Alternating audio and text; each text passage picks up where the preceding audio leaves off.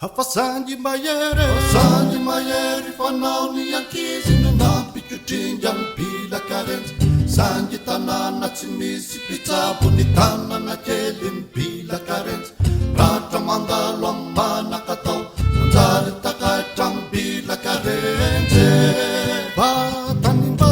vatanimbary tsy mavita taona nanjara lova ny pila karenjy karaha masatany nanilika tosano nandany ny andro mipila karenjy japany any tsinjo ny tsara vany afarany diakizo vare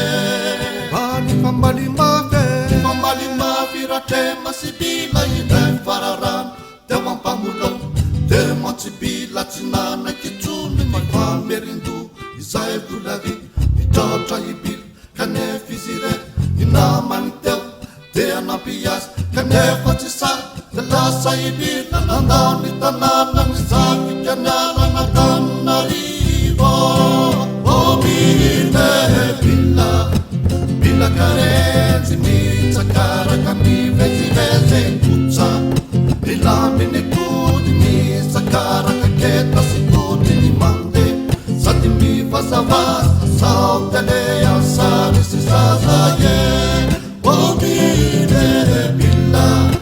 bila karenjy mitsakaraka mivezivezy kotsa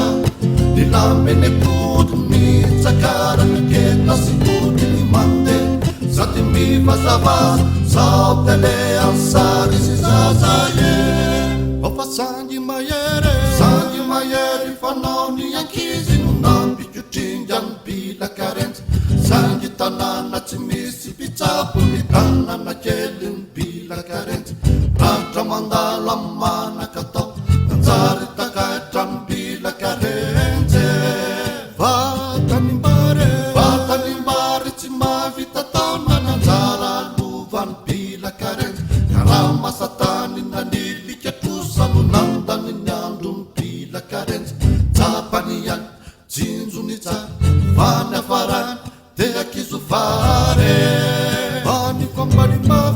famalimafy ratrema sibila indray fararano teo ampanolona teo mantsibila tsy nanakitsony ny famerindo izay volavi mitraotra ibila kanefa izy irery inamany teo dia nampiasa kanefa tsy sara de lasa ibila nandao ny tanàna ny zavika ny alana Tananarivo bila karenjy mitsakaraka mivezivezy kotsa milaminy kody ny mitsakaraka keta sy kody ny mande sady mivazavaza sao tele ansary sy zazaye bila karenjy mitsakaraka mivezivezy kotsa